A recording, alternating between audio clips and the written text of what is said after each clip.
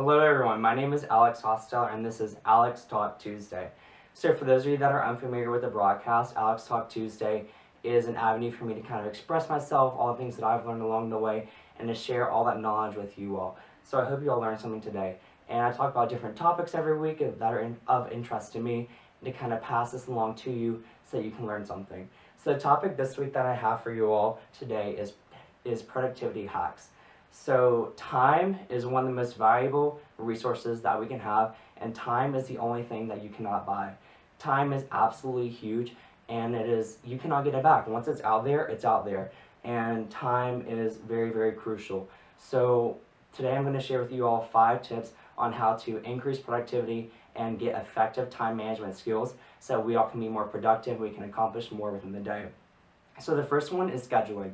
Scheduling is huge because effective scheduling is the life and breath of any company and of any entrepreneur out there. Scheduling is so big because it is literally what you do every single day. So to put this into perspective for you all today, if there are 8 hours, there are 8 hours in the workday, and if you only have 4 hours of those that are productive compared to the 8 that you have in total, then that means that whenever you reach your goal in your career, it could take you 10 years to get there if you only are working 4 hours a day versus 5 years to get there if you're working full 8 hours a day. That is reduced in half just from being more productive to gain that full 8 hours rather than 4 hours. It can bring you so much further in your career in such a shorter period of time just from having an effective schedule.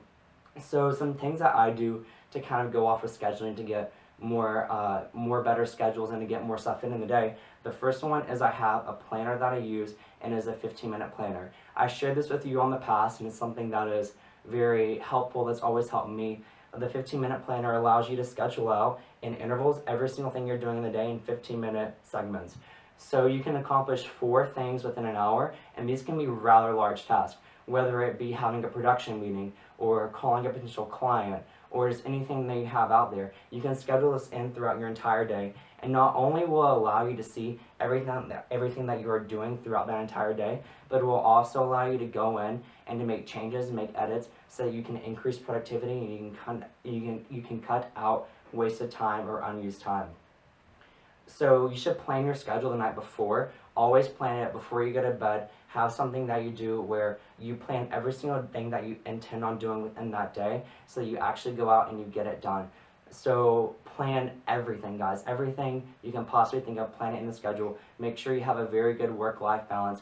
Plan in social activities, plan in sleep, plan in working out, plan in anything that you possibly can, because it doesn't hurt to have one calendar, because you only have one life, you only need one calendar to really have every single thing that you intend on doing within the day. And it will hold you accountable. The 15-minute segments will hold you accountable. And it also will help too. So say for example, if you have 15 minutes scheduled to take a phone call for a supplier, people really do like to ramble, and that you can spend hours on the phone with them without even knowing it. But if you know you only have 15 minutes to speak with them, you're going to get to the point and you're going to get it all addressed. You're going to be really more productive because you know you have a limited amount of time to do it, and you're going to be able to get so much more done. And so that is one of the productivity hacks. And also location, going back to scheduling, location is absolutely huge. If you have the option to do it, then make sure to always have your meetings and appointments scheduled in close proximity to each other. I know so many people that are out in the world working today, and they have all these appointments, and it's really hard for them because they go throughout the day and they have to drive 30 minutes to get from one appointment to the next, and that's 30 minutes that's absolutely wasted, and they cannot get that back, and that's 2 units of time in the 15-minute planner. So do not let that get in your path, and do not let that hinder you. Schedule things in that time. Schedule a phone call, schedule a meeting, schedule a Skype conference, or even if you're on a bus, if you're on public transportation, read a book, read the news, be up to date in the world, know what's happening around you, and always use time to your advantage so you utilize that full 8-hour workday, and you can get a lot further in your career in a lot shorter path of time just from having this really great and strong time management skills and knowing how to do it and go down and using it. And also, my last tip with the schedule, I know scheduling is a very long segment, is to track your schedule. And this is huge because, like I said, planning your entire schedule the night before, yes, that is a really good goal, but I guarantee you that you will not be sticking with it because that is a very good goal. But things do come up. You do have unexpected appointments and unexpected meetings and conflicts and things that need to be addressed and attended to within that day that you cannot just plan for. There are unknowns in the world, unfortunately, as much as I hate them myself. So you should have your schedule of what you intend to do within the day that you drafted the night before. And then you should have a second one. You should track down what you actually did. And that's really helpful because if you say, for example, allotted an hour for lunch, but you realize, oh, well, I ate in 20 minutes, so I have actually 40 minutes free I don't know what to do with, then you can go back and save that 40 minutes of time. And time does add up. Even though it might not seem like a lot of time, say another example, if you have a production meeting, you schedule 15 minutes for it, but it's only a 10-minute meeting, you can save 5 minutes for it. That could allow you to relocate to a more convenient location, maybe a further walk or drive to you, or it could just allow you to open the door for so many more opportunities. So at the end of each day, compare these two things of what you intended to do and then what you actually did and how long it took you to get them both done, so you can make more realistic predictions for tomorrow and you can find ways to cut time, to save time, and to really use it to the best advantage that you can. So those are all really, really crucial and really, really key, and the more effective and the better you can get at this, the further that it can take you in the long term in your career. The second with this, I'll know that this really, really hectic go, get up and schedule can be very, very stressful. So my second productivity hack for you all is just don't exhaust yourself. Set time for yourself to relax, to unwind, and be sure to get in a very good, solid routine. Routines are important, and I cannot emphasize them enough, because every single morning, no matter how long your routine is, it's so crucial because it determines your success for how you're going to be doing throughout that day. I don't care if you have to have a 4-hour routine just to get in a good mood throughout the day. You need to get that so you can go for a full 8 hours straight and nonstop, but have the energy and the drive and the motivation, the desire to actually do it. You don't want to just roll out of bed and then 30 minutes get dressed and then drive to work or to class. You need to have a good solid morning routine. Even if you're getting up at 4 in the morning, anything that comprises of working out, coffee, reading, studying, planning, anything that you could possibly do, whatever motivates you, anything, just be sure to do it because it will help you so much in the long run to be in this really good solid morning routine. And also, everyone always talks about the morning routine, but make sure you also have a nighttime routine. Nighttime routines are very, very important because a nighttime routine can determine every single night, even if it's socializing. A lot of people socialize at night. That's not a bad thing, just as long as it's intellectually stimulating. Have a routine that you do every single night that gets you ready and gets you rested, to get you more rewind, to get you more wound back after a very wounded up work day. So just be sure you're in that really good solid cycle. And on top of that, my third productivity hack is simply don't be lazy.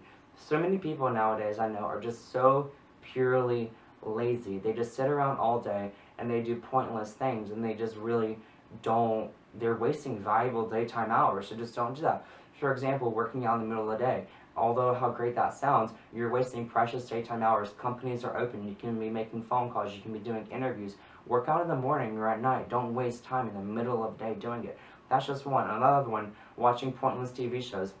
I know so many people that watch all these brainless, mindless TV shows, and although it might be entertaining to you, don't watch it unless you're getting something back. Don't invest your pure and solid and precious time into something that's not giving you anything back in return.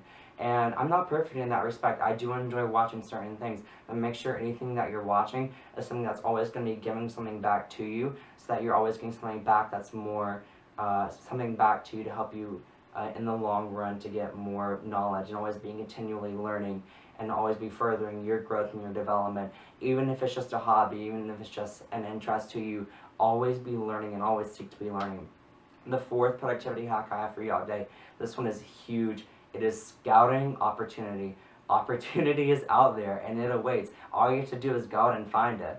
One of the good ways to do this, and that not a lot of people talk about, is networking over social platforms.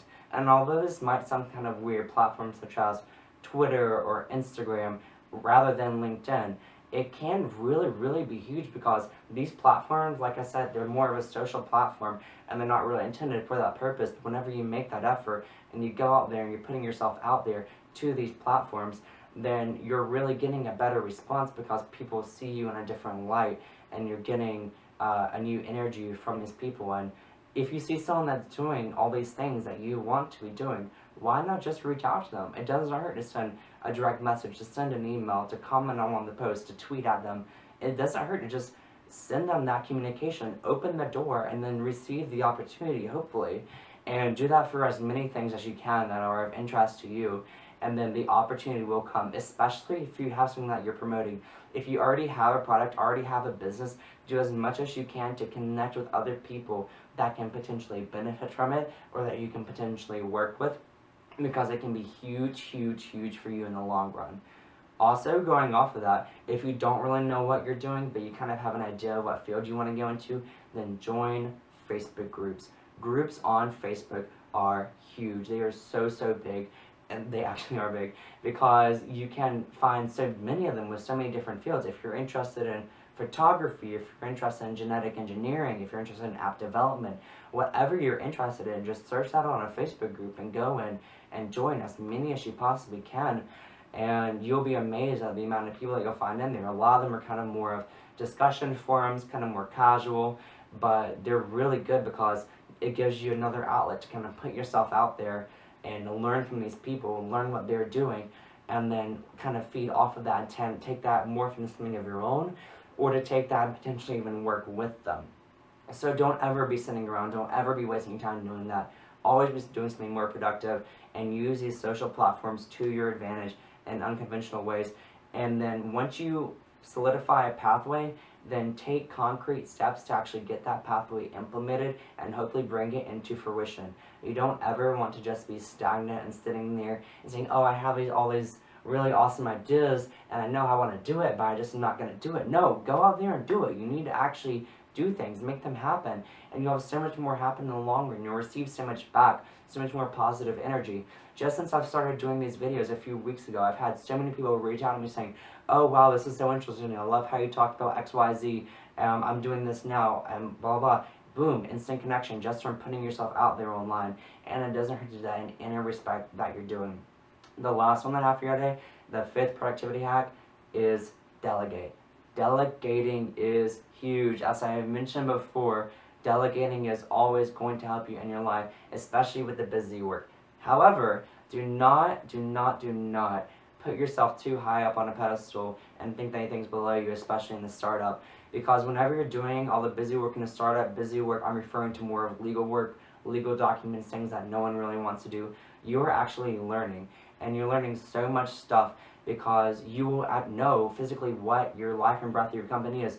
Don't give that to someone else to do. If it's you, if you're a one-person company, then don't give writing the bylaws, for example, to someone else, because they could put whatever they want in there. Of course, you should have a lawyer consult, or you should have some sort of legal counsel or a notary or something so that you're sound and you're solid.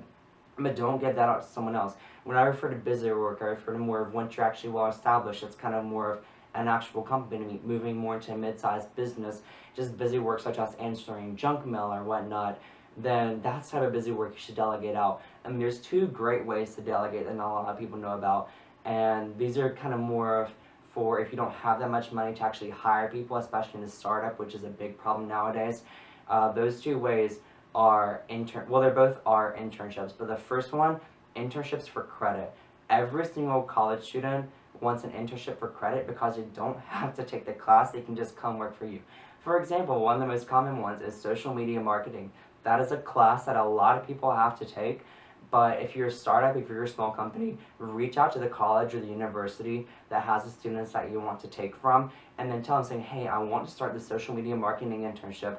How can I make it an internship for credit? And they will tell you the exact requirements that they require in an internship, the educational components, whatever it might be, and you can give that. You can deliver value to the students, and not only will they getting credit for your class, you're essentially their professor, and they're going to work a lot harder for you to make you happy, to get the end goal done, because they are getting a grade for it. So that's a really great way to get people, because unpaid internships I'm not a real big believer in, because First, who really wants to work in an unpaid job? No one does. And second, the people working them are not really going to be that dedicated. I can speak from experience. Working, if you're not going to get paid, unless you're super, super passionate about it, you're not really going to be that dedicated. So make sure that your employees are getting some sort of credit in one way or another. However, if you do find people that are really, really getting like, whoa, this person is huge, they could take my business to a whole new level, don't be afraid to sell equity and to give them equity. Equity is, that's a very, very controversial topic because everyone will tell you, do not sell your equity, do not give out, because this company is going to get huge, so big, so fast, and then you're going to lose millions of dollars by doing it. I wouldn't say that's entirely true, because in a startup, it is worth zero. And you working on your own, unless you are an expert in that field and you know exactly what you're doing and you're going to take it from 0 to $1 billion, then that's when you should know to keep it. However, that is very, very rare nowadays. Nowadays, it's all about connections, what you know, who you know, and young people like you and I, we don't really know that many people in the actual business world that can help take our specific ideas to the next level. So say hypothetically, if you own 50% of a company, but you sell it 10% here, 10% there, and you get 5 really, really strong people on board, they're going to work so hard for you because now it's their money at stake, and all the work they're putting in, they're getting back because they're a shareholder. And you will still own the controlling majority of the company, but now you have 5 really, really strong people with industry connections, with experience. They know what they're doing, they know how to take your business to the next level, and it will grow so much faster than it would you trying to figure it out on your own. So do not be afraid to sell equity, because it is so, so important to the fast growth and the constructive growth, productive growth of your company. Do not be afraid to do that, guys. Well, that's all the talking points that I have for y'all today. I really hope you learned something. Sorry I'm looking at all the cameras again. I have 3 different cameras here. But thank you all for watching. If you have any questions, please do not hesitate to tweet at me, to comment on any of my pictures, to send me an email, anything. Do not hesitate to contact me. I would love to get in touch with you all and learn more about what you're all doing, what you're all currently working on.